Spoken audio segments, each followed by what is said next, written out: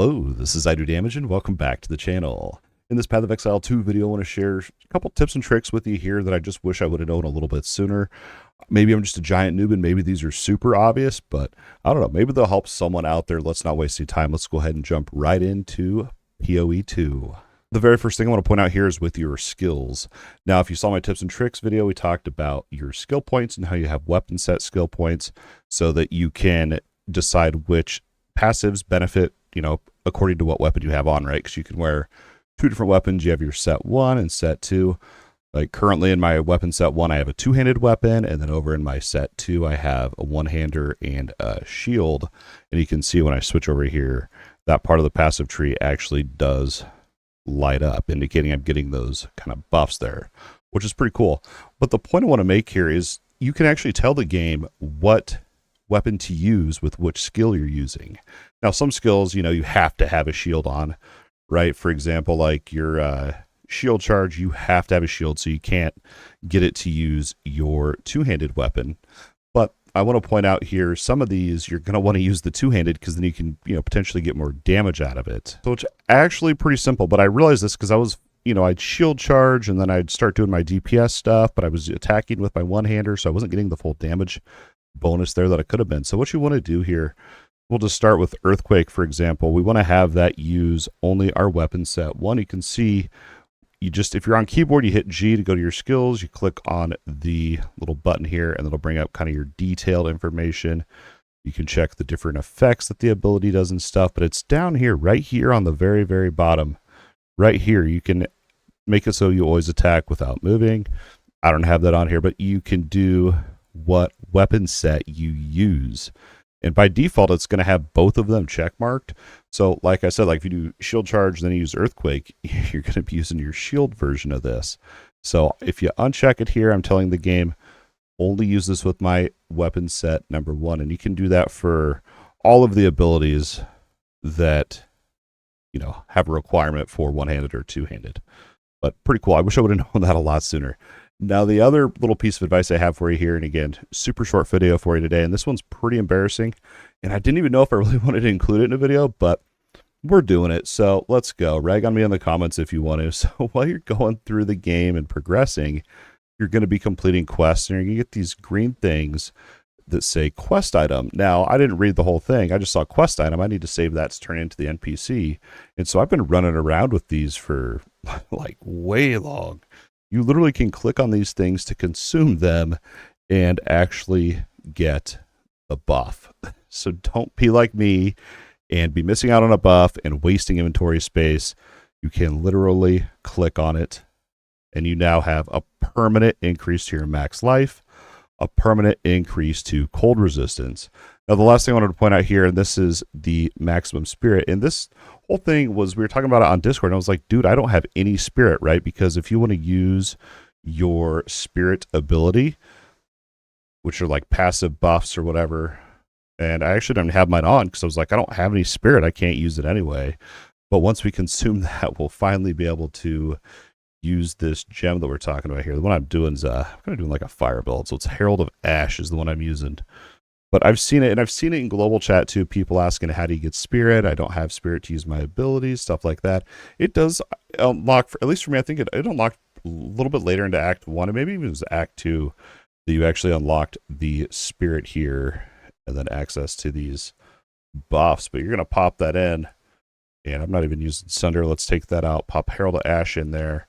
And you can see right now, not enough spirit. I can't use it. But once we go ahead and use this skull, this will give us a permanent 30 spirit right there. Now you can see we can come in here if we want to activate this thing and just right click on it. And you got to make sure you actually activate it. Otherwise it's not on. By default, you can't actually see the buff icon. You can go into your settings though, and you can get it so that you can actually know that that thing's active. It's in your options setting. It's under interface, and then you go to gameplay and it's show aura icons. Make sure you click save. And boom, bada bam, now you can always know that you have that spirit skill running and you're getting that buff.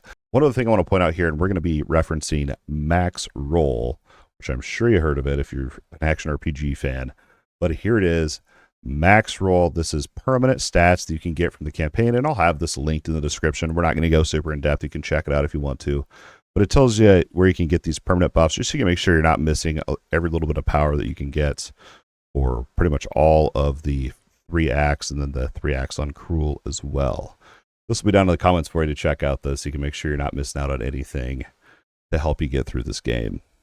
I got a couple more smaller tips here, rapid fire style. Let's go ahead and go. The very first one here is your skill bars.